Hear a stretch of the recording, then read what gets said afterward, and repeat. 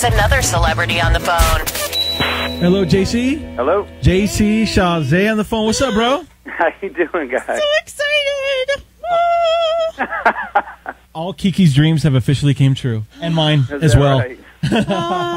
Yeah, man. What are you doing, bro? Where are you calling from? I'm calling from Los Angeles, California right now. I'm here because we're shooting America's Best Dance Crew. So we know Randy Jackson from American Idol produces America's Best Dance Crew. What's it like working with him, and does he actually drop yo dog all the time, or they just portray him as that? Hey, look, everybody makes it out to be a little bit more than what it is. Does he speak with a bit of slang? Sure, but is it highly exaggerated? A little bit. That's the magic of television. But no, he speaks with slang. Sure. Are you guys all going to have the same crew of judges this year? Yes, same panel as last year. Correct.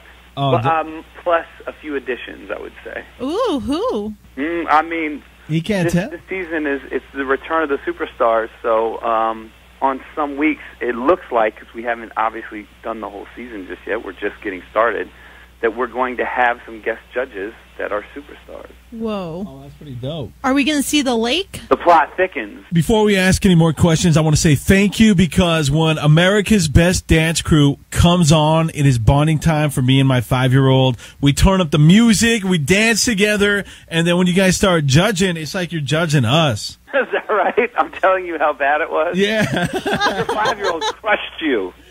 I'm like, he's so harsh, man. You just got whooped by your 5-year-old. The 5-year-old is doing it right now. You need some work. Maybe you threw your back out. I don't know. But JC Chasez on the phone, and we know that you're on the panel of judges. Is it hard to tell them straight up how it is? No, look, we're all there to do what we're supposed to do.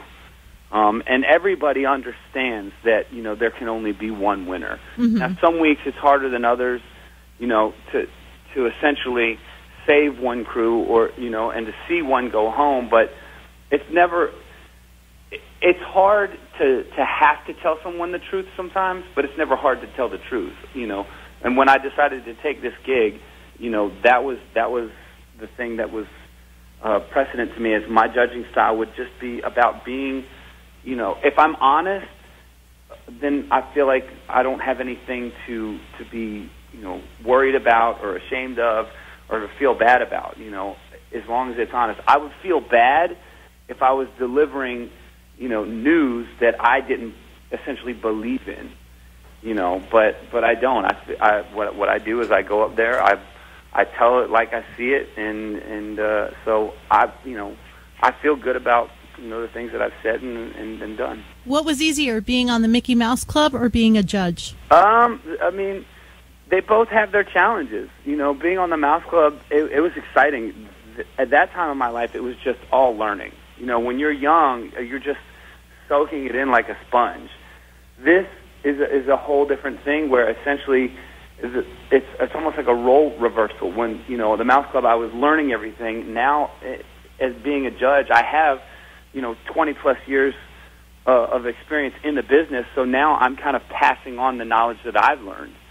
And so it's two different hats completely. Oh, wow. Do you ever sit there and say, wow, look what I've done with myself? Like, look how far I've come? I don't really kind of dwell on anything. I'm always kind of looking at what's on the horizon. I'm living in the moment and looking at what's on the horizon. I don't really kind of look back that much, no. If you don't mind, we got Susie on the line. She's been on hold for like 15 minutes, and she wanted to ask you a quick question. I want to ask is, how have ABDC changed you as a person and judge and other people's performances? It hasn't really changed me as a person that much, but what it has done is it's kind of brought me back to the dance community, and which I love. The first thing I ever did in public was a dance competition. That's the first thing I ever did. And, then it went from there to television, and then into, the NSYNC and the touring thing. And then I kind of started focusing on television and music again. And this has given me an opportunity to again, immerse myself in the very beginning of my performing career, and that's dance. And that's been kind of the greatest gift that ABDC has given me. Would you ever go back to doing touring or making new music? It's tough to say. Like, me personally, my heart at this moment in time just really isn't into the whole touring and performing thing. That life just, it takes a lot out of you, and essentially the world has changed. There's between all the media sites that cover everything from every aspect of your life now. I'm not necessarily as interested in that kind of lifestyle. I actually really, I'm enjoying what I'm doing. I still write and produce, so I'm still able to be creative. I'm still able to share music with people and things like that, and that's very gratifying to me, but I don't necessarily have to, be followed everywhere I go, and that's kind of the way I prefer it, to be perfectly honest. It's got to feel good to sleep in your own bed at night instead of being on a tour bus. Well, people think, fame is glamorous. Look, if you like attention, then it's perfect for you.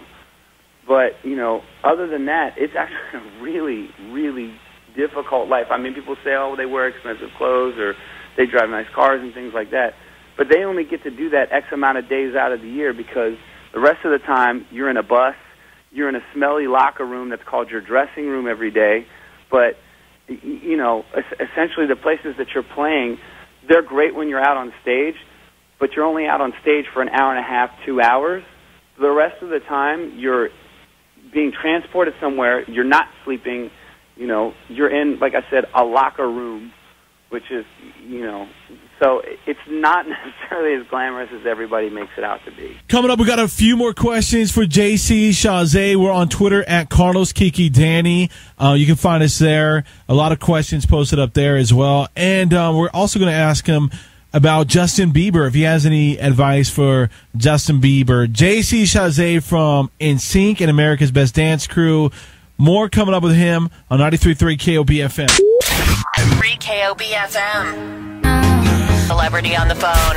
We have JC Chasez on the phone from NSYNC and America's Best Dance Crew. Now, if you were to talk to Justin Bieber and he asked, hey, JC, big brother, give me some advice about fame, what would you tell him? I mean, he's actually surprisingly been around for a while now. Right. So I think he's got a firm grip on what his career is doing. And I would say, just continue to have fun. As long as you're enjoying it, then it's worth it. It's when the negatives outweigh the positives. And right now, he seems to be enjoying everything that's coming his way. And as long as you have that attitude, and as long as you're enjoying yourself, ride the wave. I got 2 words: NSYNC cruise. Oh, okay. No. He's like, I'm good. No. Hey, well, JC Chasez, man, we appreciate you checking in. America's Best Dance Crew. It's me and my son's Bonnie experience. I'm sure a ton of other people enjoy it, and it's going to be happening tonight. It's Wednesday nights at 10 o'clock, man. It's a really exciting season. The talent level on this season is spectacular.